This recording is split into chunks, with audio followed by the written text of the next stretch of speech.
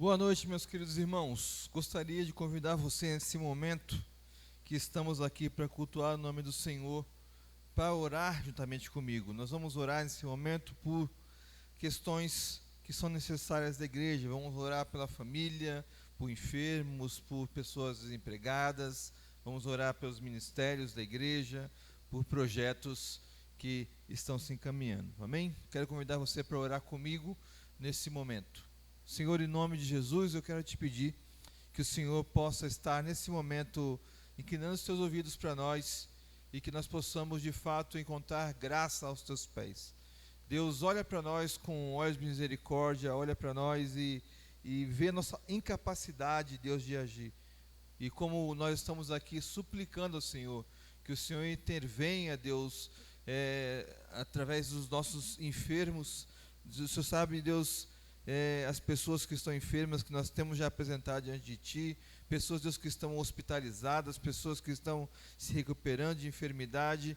Nesse momento, Deus, apresentamos todas elas, Deus, porque sabemos que o Senhor tem poder para curar, o Senhor tem poder para usar os médicos, o Senhor tem poder para fazer todas as coisas, e por isso cremos em Ti.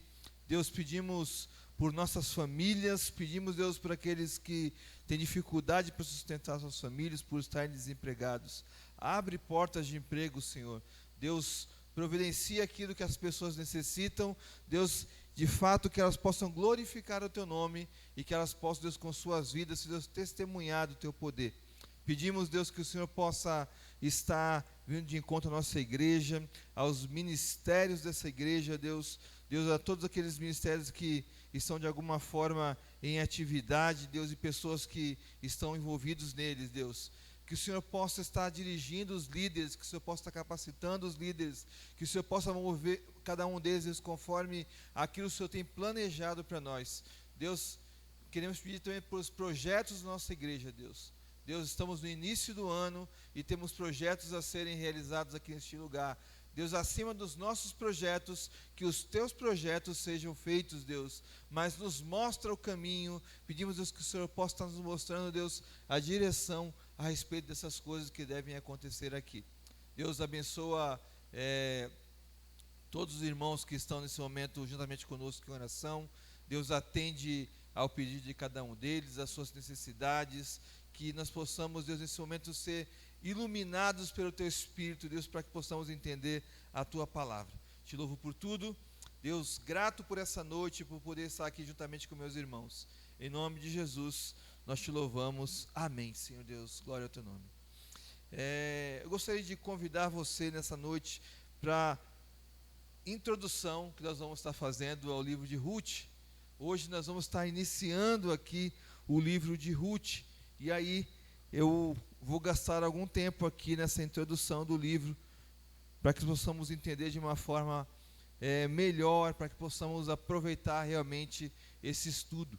Já quero te convidar para estar conosco durante esse período que vamos estar estudando esse livro aqui. Você pode estar lendo, se você já leu, releia, né?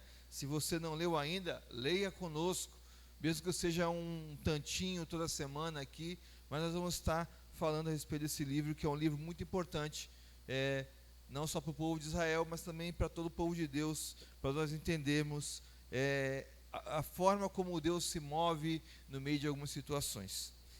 Iniciando aqui, este é um livro encantador pela forma humana como ele é apresentada, a forma como ele mostra a tragédia inicial e a reviravolta final, assim como o livro vai mostrar sentimentos e demonstração de fidelidade a Deus, e dessa forma que ele vai sendo apresentado, ele vai atraindo a atenção daqueles que leem ele. Mas por trás de tudo isso, Deus está agindo, e não muitas vezes como nós esperamos ver em alguns livros com ações miraculosas, mas o que nós vamos ver muito aqui nesse livro é Deus agindo no cotidiano para estabelecer o seu plano na história e na monarquia de Israel. A partir de então, nós vamos ver alguns pontos aqui da introdução que são importantes para nós, como por exemplo o título do livro, né? O título Ruth, ele traz a personagem em evidência. Ruth, aquela moabita, que nós vamos daqui a pouco estar falando sobre ela, que o nome quer dizer amizade ou companheirismo. Então, o nome, o título do livro, ele fala direto da pessoa que leva esse nome aqui, que é a pessoa que aparentemente é mais citada, ou que parece, no contexto geral, ter maior importância aqui nesse contexto da história. Amém? A data e a autoria do livro.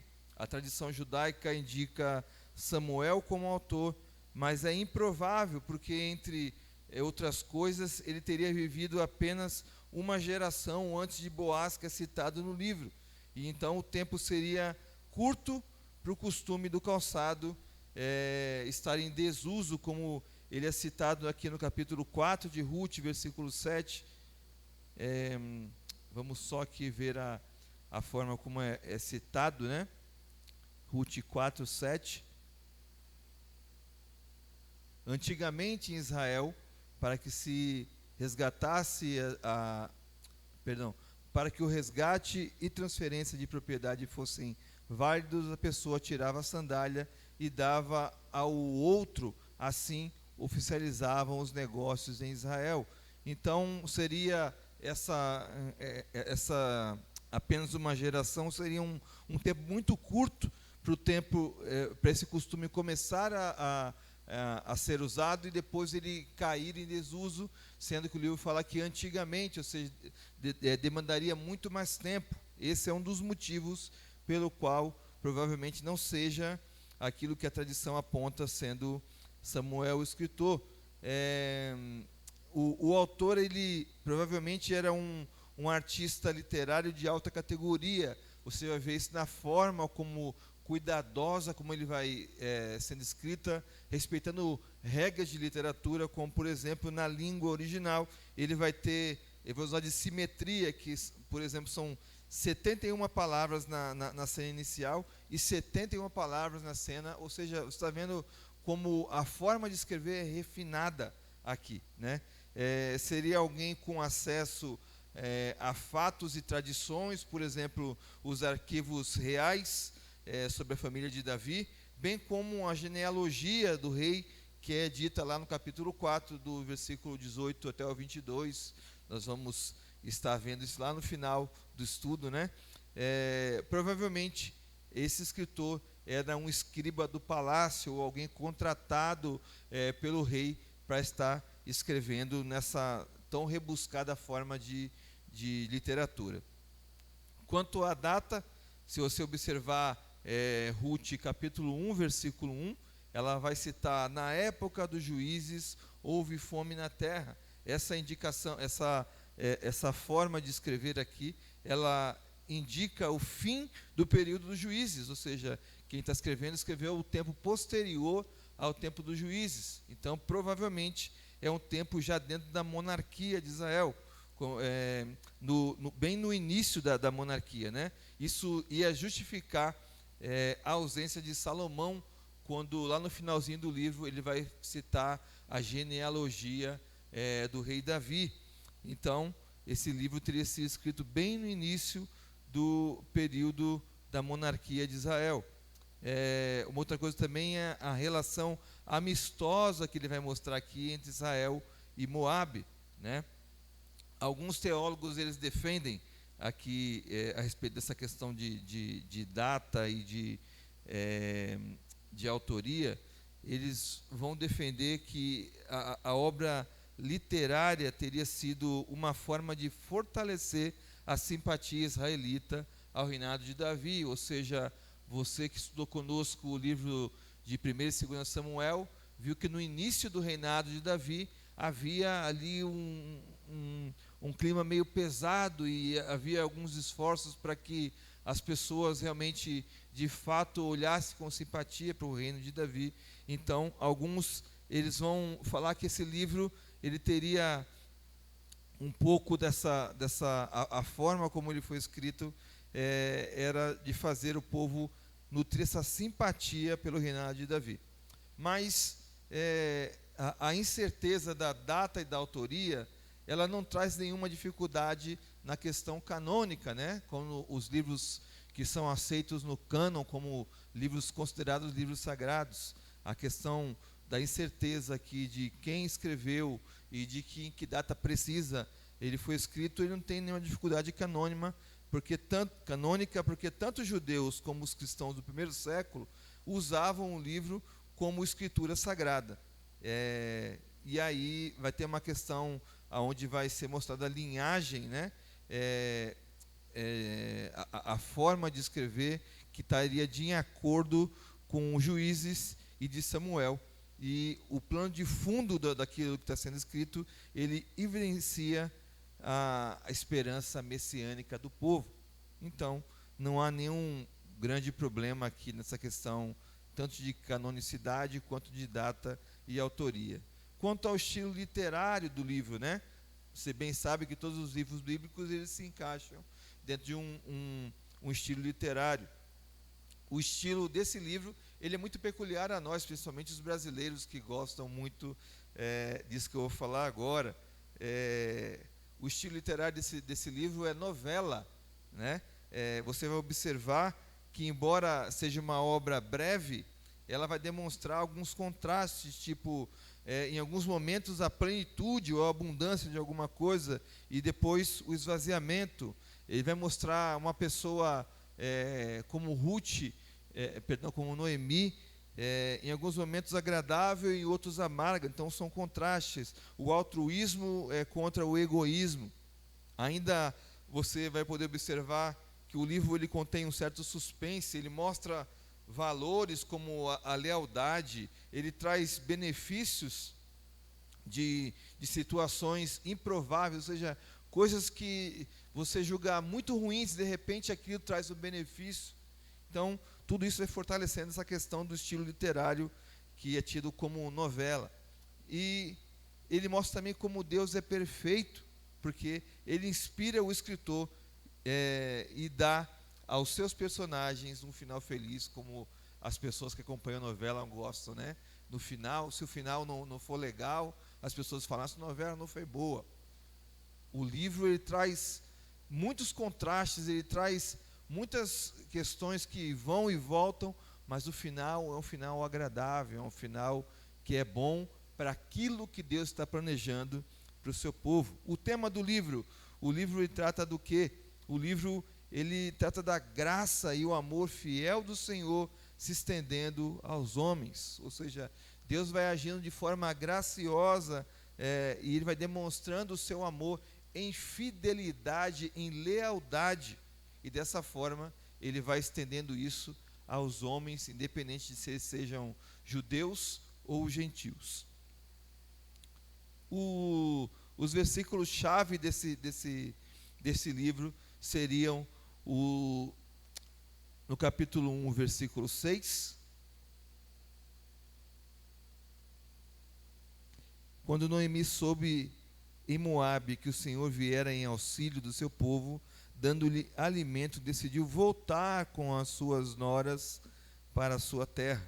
Então aqui mostra a volta de Noemi depois de ter ido, e você vai entender um pouco mais essa questão do ir e voltar, quando nós entrarmos aqui nos versículos. Também do capítulo 4, versículos 14 e 17 são muito importantes para esse livro. As mulheres disseram a Noemi, louvado seja o Senhor, que hoje não a deixou sem resgatador, que o seu nome seja celebrado em Israel. Versículo 17, as mulheres da vizinhança celebraram o seu nome e disseram, Noemi tem um filho, e lhe deram o nome de Obed. Este foi o pai de Jessé, pai de Davi, e aí eles vão entrar na genealogia. São livros muito importantes para aquilo que o livro está tratando aqui. Nós vamos entrar então no contexto histórico. Nenhum livro bíblico vai ser simplesmente dito como se fosse algo acontecendo solto no ar, mas ele acontece em algum momento da história. Então, o contexto histórico ele é importante para isso, que é o que nós vamos ver a seguir. Irmãos, eu estou aqui acelerado aqui porque, além disso, nós vamos entrar em 5 versículos aqui do livro hoje, tá bom? Então, por isso que eu estou adiantando um pouco essas informações.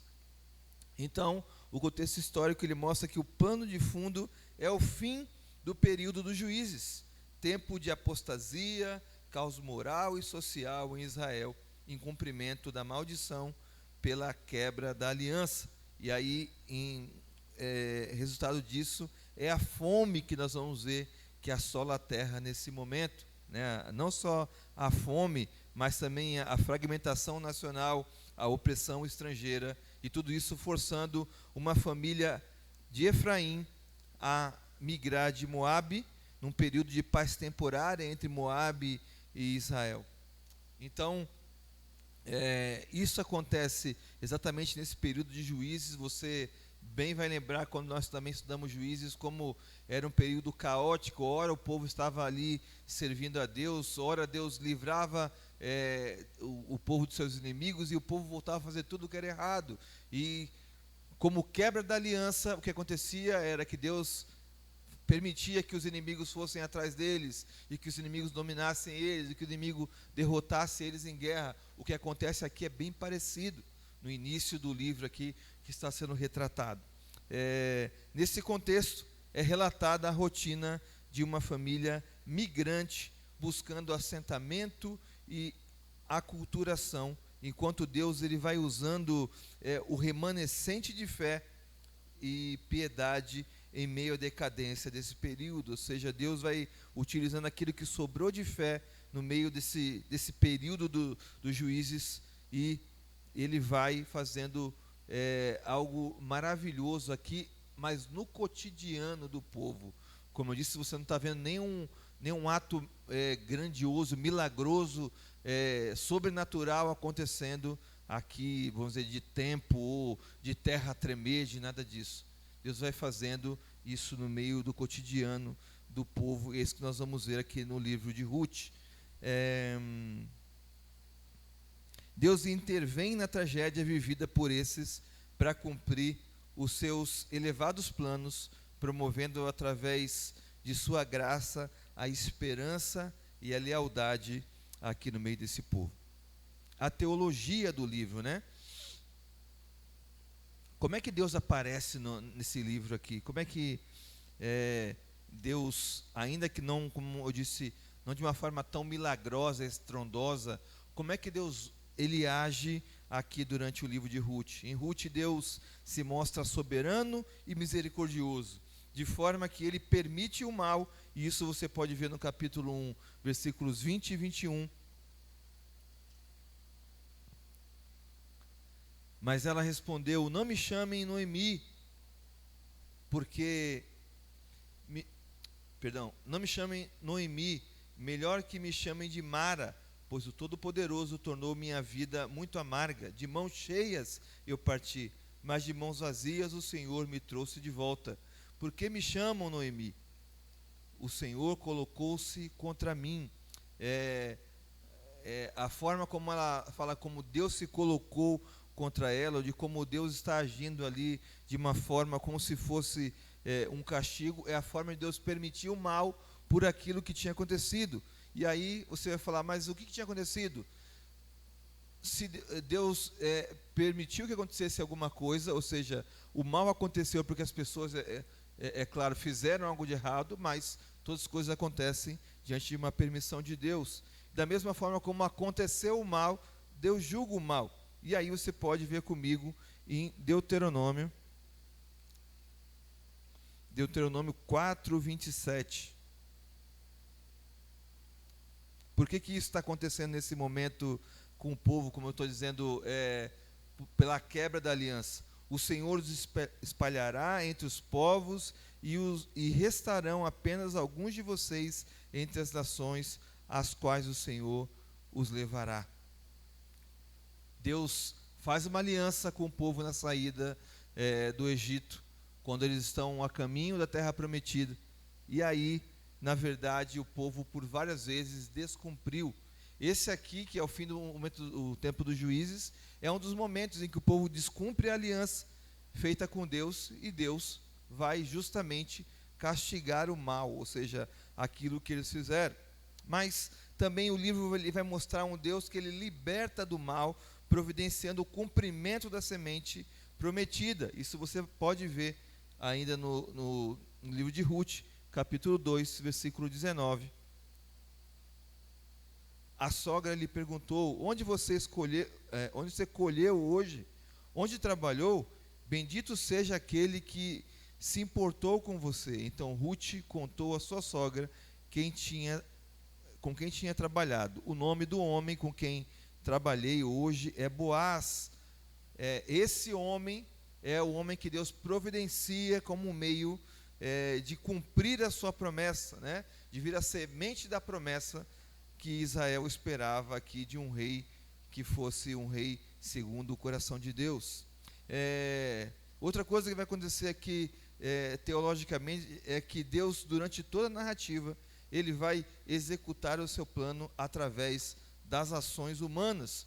O capítulo 1, versículo 6, ele mostra isso de forma bem clara para nós. Quando Noemi soube que em Moabe que o Senhor viera em auxílio do seu povo, dando-lhe alimento, decidiu voltar com as suas 2 noras para a sua terra. Ou seja, Deus aqui, ele fez com que, através da fome naquela terra, as mulheres saíssem, e depois, mudando a situação, as mulheres voltaram. Um outro ponto que você vai ver lá no finalzinho, capítulo 4, versículo 13.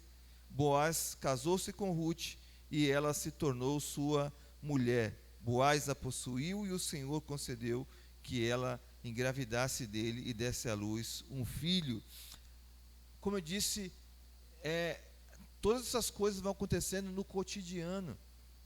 Todas as coisas vão acontecendo no dia a dia. Não aconteceu nada, como eu disse, um terremoto, alguma coisa assim do tipo.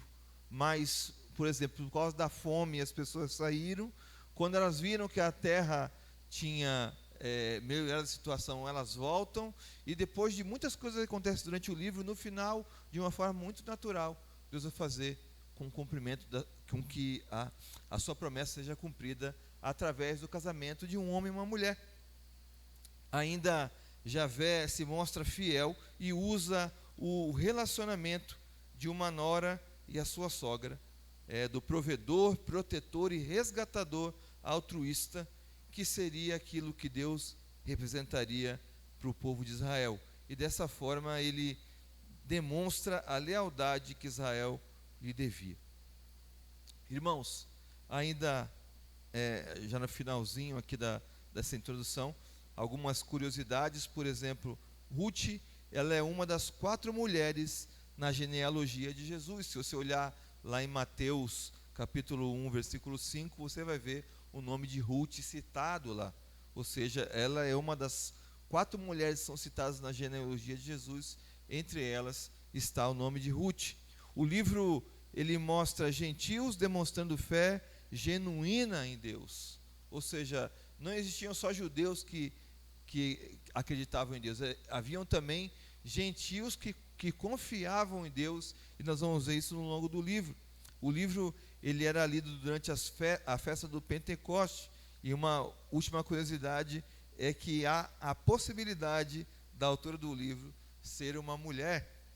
Que Deus machista, né, como alguns dizem, deixar que, porventura, num meio tão machista, uma mulher pudesse ser uma das escritoras do livro.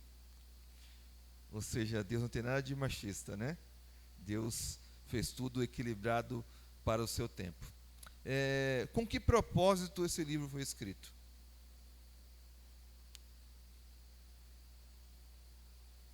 Eu vou dizer para vocês o propósito que Carlos Oswaldo fala no seu livro Foco e Desenvolvimento do Antigo Testamento.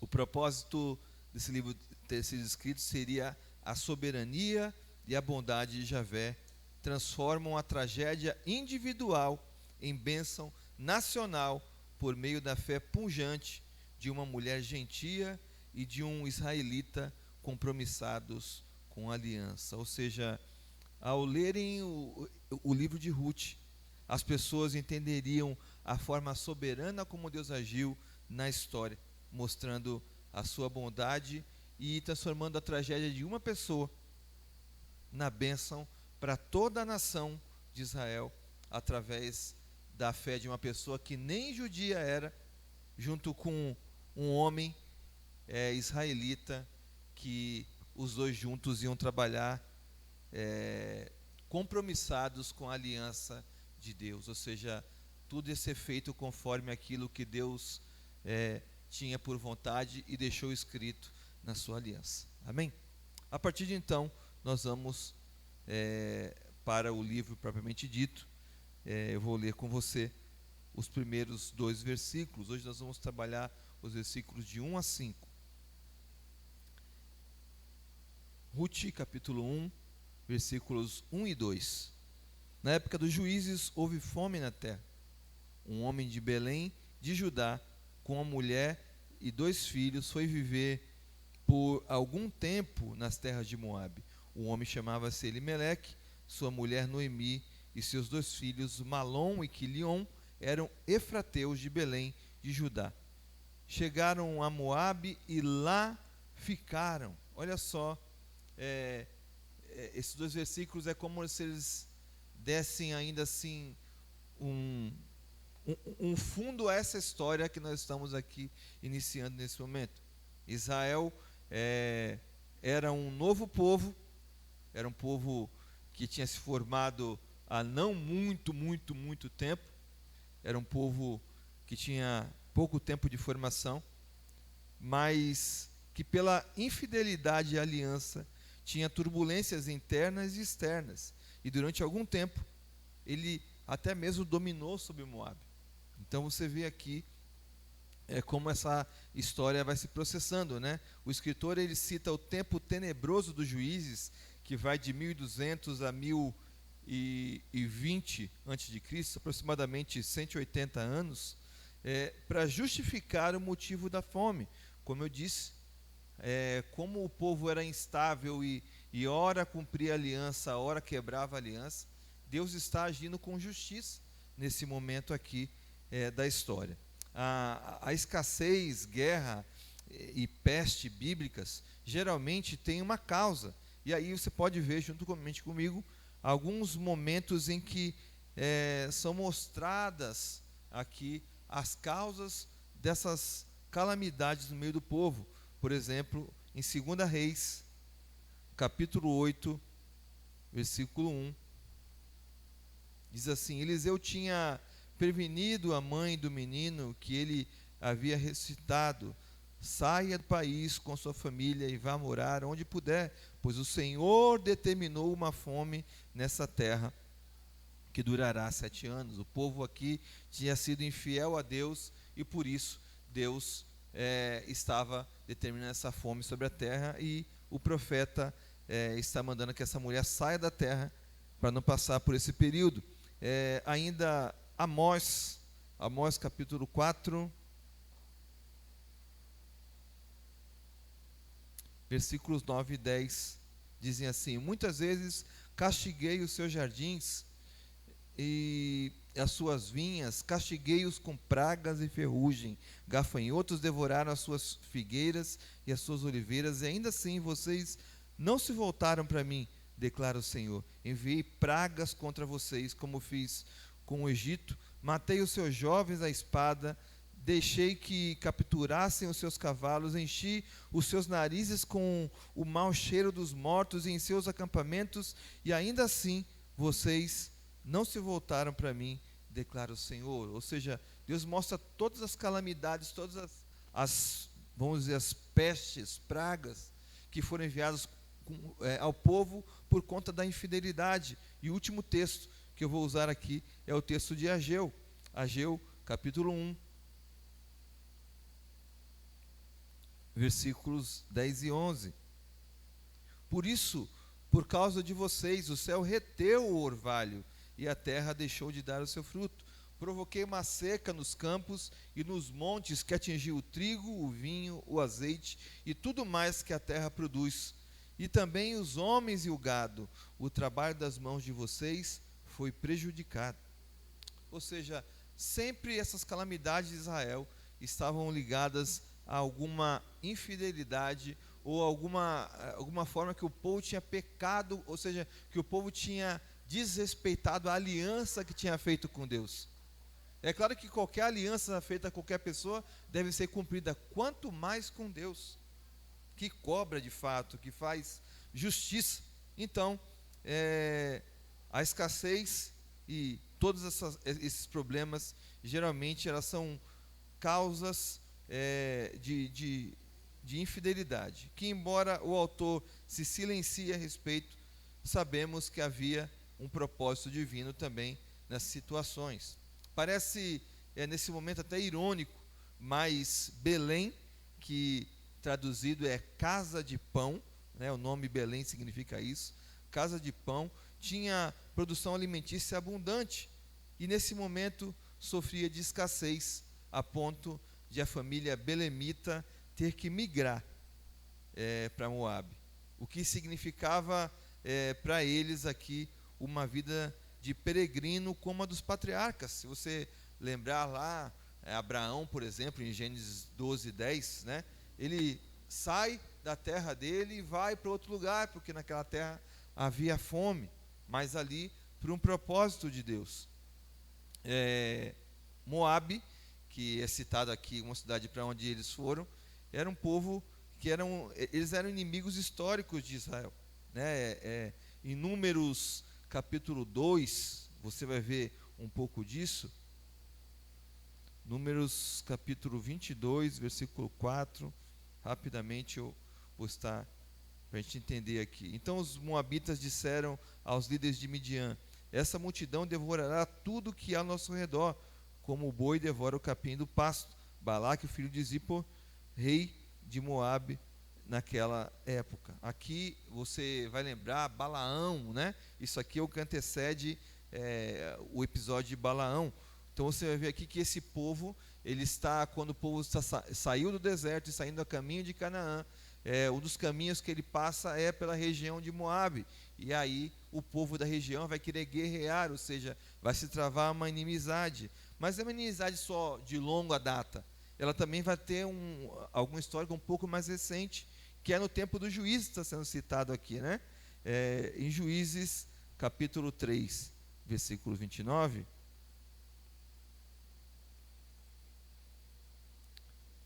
vai mostrar: naquela ocasião mataram cerca de 10.000 moabitas, todos eram fortes e vigorosos, nenhum só homem escapou, ou seja, eles eram inimigos de longas datas, e não havia, vamos dizer assim, um tempo muito longo, muito longo, que eles tinham se enfrentado, e os moabitas tinham sido derrotados por Israel e dominavam sobre eles, como fizeram por um período. Então seria, para essa família que vem para Moabe, seria vergonhoso abrigar-se entre esses. As razões de terem escolhido esse lugar seriam a proximidade e a abundância de recursos que tinha ali à disposição para que eles pudessem sobreviver àquela fome que havia no seu território. Elimeleque, que é citado aqui no texto, o nome dele ele significa meu Deus é rei, e talvez isso expresse a esperança de Israel de ter um rei, de como um povo ter um rei que domine sobre eles, que saia à frente deles à guerra, como você viu no livro dos Juízes, e um pouco disso também em Samuel. Noemi, que o nome significa agradável, mais à frente, lá perto do versículo 20, ela vai mostrar um contraste de como ela se sentia. Nós vimos ainda essa noite, ela falou que ela se sentia amarga, mas o nome dela significa agradável, ou uma pessoa que de fato é bom de se estar perto, né? A família aqui, ela é retratada como Efrateus de Belém de Judá, e quando ele está falando aqui de Belém de Judá, porque antigamente Belém era chamado Efrata, o nome do lugar. Então, Belém de Judá vai ter também uma outra questão, aonde essa família está sendo provavelmente chamada assim, porque ela é uma família do clã de Judá, que residia na cidade de Belém.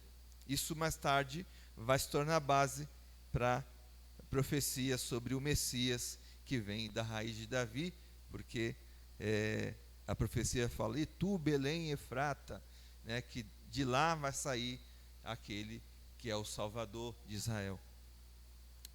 Você vê como as coisas vão todas se ligando, tanto desde o início de quando Deus prometeu fazer tudo, até esse momento aqui, e até mais à frente, quando vier o Salvador, né? Ao que parece, a intenção dessa família aqui, ao se instalar em Moabe, ela parece ser temporária, e depois ela torna-se definitiva.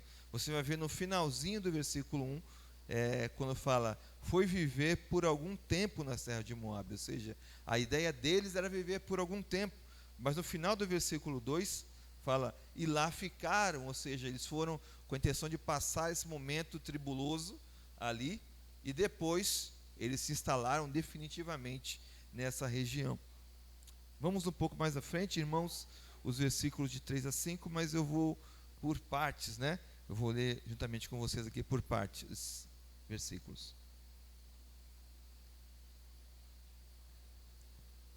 Versículo 3, morreu Elimeleque, marido de Noemi, e ela ficou sozinha com os seus 2 filhos. Isso aqui se desenrola como uma trama de novela. Logo, a esperança dessa família, ela dá lugar a uma tragédia, porque em Moabe, Elimeleque, ele deixa os filhos órfãos e a mulher viúva. Por nós não sabermos a causa da morte, logo é natural que comecem a surgir alguns questionamentos, tipo, por que Deus permitiu que isso acontecesse? Se eles eram parte do povo dele. Teria Elimeleque feito algo de errado para ter morrido? É impossível piorar a situação dessa família tão sofrida aqui nesse momento? Tem gente que diz que aquilo que está ruim pode ficar pior, né? Mas são coisas que a gente passa a ficar pensando a respeito disso. Num momento, num piscar de olhos, o que você vê é que a responsabilidade familiar que pesava sobre Elimeleque, ela é transferida para Noemi, porque os filhos, eles, na verdade, nesse momento, com a perda de Elimeleque, né, quando ele morre aqui nessa terra, o que sobra para essa mulher viúva? Na verdade, sobra aos filhos, que eles seriam uma centelha de esperança por alguma melhora de condição. Ou seja, nós viemos de lá para cá, para que nossa vida, para que nós pudéssemos sobreviver, para que nós pudéssemos prosperar, e de repente, meu marido morre, e aí ela fica com 2 filhos. Nós vamos ver aqui, a partir do versículo 4, com muitas reviravoltas que acontecem, horas muito boas e horas muito ruins, nós vamos ver o que acontece nesse momento. Versículo 4, eles se casaram com mulheres moabitas, uma chamada Orfa e a outra chamada Ruth. Vamos até aqui, olha só que interessante, irmãos. O autor, ele prefere ocultar os detalhes, mas o casamento dos filhos, né, Malom e Quilion, traz com certeza alegria como qualquer outro casamento. Ou seja, mesmo com a perda do marido, ela deve ter desfrutado de momentos muito bons, porque um casamento, geralmente, ele traz a esperança de não só da família prosperar, da família aumentar, né? Existe sempre essa expectativa de que aconteça coisas boas depois de um casamento. Isso era tudo que uma viúva desamparada e em terra estranha sonharia. E aí o texto, ele vai falar de mulheres moabitas, e isso é um destaque nesse momento, citar as mulheres moabitas, pois apesar da inimizade e da proibição temporária delas, né, das mulheres moabitas, e os seus filhos entrarem na Assembleia do Senhor, ou está lá em Deuteronômio, que ficou proibido a entrada de mulheres moabitas e os seus filhos na Assembleia, ou seja, quando o povo se reunia para adorar a Deus, embora houvesse essa proibição, não havia proibição de casamento com elas. Então, eles vão e se casam com essas mulheres. O casamento, como eu disse, ele serviria de conforto para Noemi nesse momento. E também a certeza dela perpetuar, ou seja, da família dela não se desfazer, não acabar ali com a morte do seu marido. E vendo os filhos se casarem, claro que nasce essa esperança de que a família agora vai se estabelecer, sim. Ainda mais quando o nome de uma nora mostra o favor do Senhor. Ruth significa amizade. Então, é provável que olhando para isso, Noemi fale: puxa, agora, além de casar meus filhos, uma das minhas noras é uma amiga, é alguém com quem eu posso compartilhar de coisas da vida. Mas, como eu disse, que as coisas que estão ruins podem piorar, assim como numa novela, é até difícil acreditar nisso. Mas o que esse finalzinho do versículo 4 e o versículo 5 nos mostram é que as coisas não ficam boas. Depois de terem morado lá por quase 10 anos, morreram também Malom e Quilion, e Noemi ficou sozinha, sem seus 2 filhos e sem o seu marido. Uma tragédia, né, irmãos? Isso é uma tragédia. Novamente, o escritor omite o que ocorreu nos 10 anos. Ele podia enumerar, e esse livro seria maior, né, por ele poder contar esses 10 anos do que aconteceu ali. Mas ele encerra esse bloco com essa informação que é trágica. A extinção da família, ou seja, com a morte dos filhos ali, o que se esperava que acontecesse é que a família fosse extinta. Então, a extinção da família era uma das piores tragédias em Israel. E aí, você vai ver que a promessa de Deus para Abraão era que os filhos seriam como a areia do mar, como as estrelas do céu. Quando alguém não podia ter filhos, a pessoa se entristecia. Por quê? Porque é como se fosse sentir-se castigada por Deus. E no caso de Noemi, que perde o marido e perde os filhos, ou seja, não há esperança nenhuma mais, porque das 4 pessoas que saíram vindo para Moabe, ela é a única, e ela já é muito idosa. Então, que esperança ela teria aqui nesse momento? E aí surgem outros questionamentos, tipo: que plano Deus teria em meio a tantas tragédias? Ou seja, será que Deus tinha algum plano no meio de tanta coisa ruim acontecendo? Não é isso que a gente pergunta quando vê alguém sofrendo tanto. Puxa, será que é alguma coisa de Deus ou é só um castigo mesmo? Deus quer exterminar essa pessoa, quer eliminar?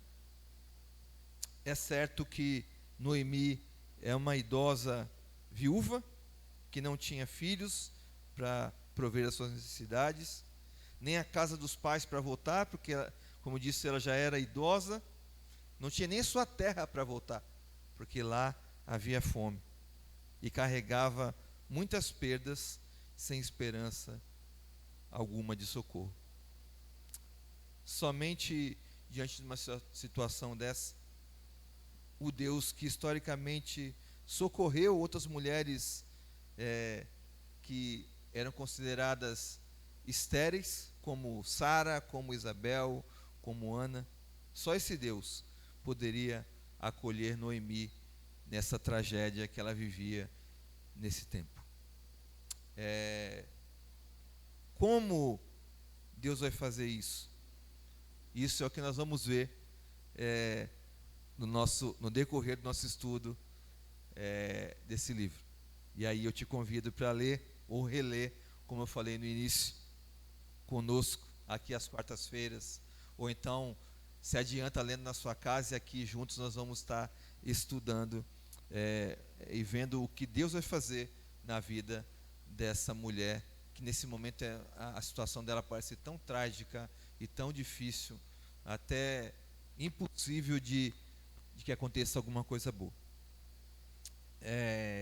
Vou concluir aqui no estudo dessa noite com uma reflexão.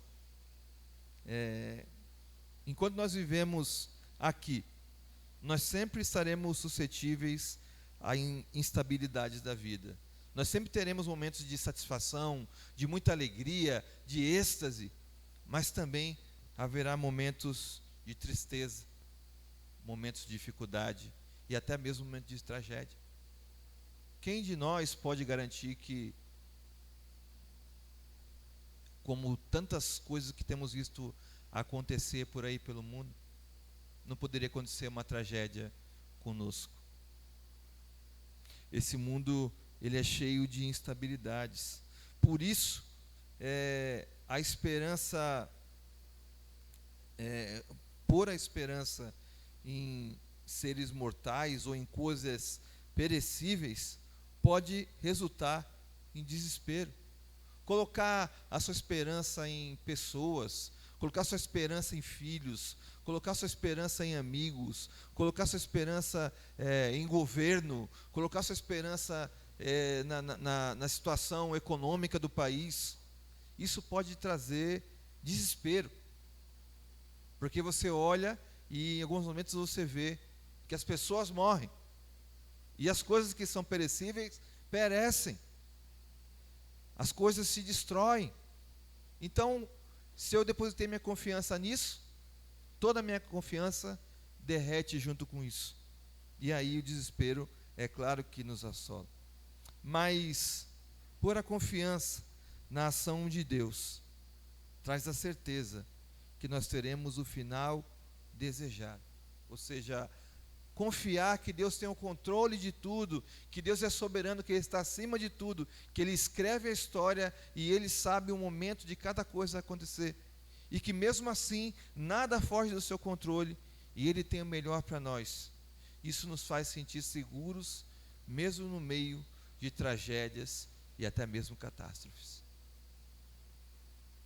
Você pode ver isso em alguns vídeos que as pessoas colocam em meio a guerras, em meio de desastres da natureza, de pessoas que encontram forças para, mesmo assim, engrandecer a Deus e louvar a Deus, e declaram sua confiança em Deus, porque elas não confiam em coisas que perecem. Elas têm confiança num Deus em que todas as coisas estão seguras. Sendo assim, irmãos, entreguemo-nos aos planos do Senhor. Nós possamos descansar, que independente da situação que venha pela frente, independente do que aconteça, Deus é o Senhor da história.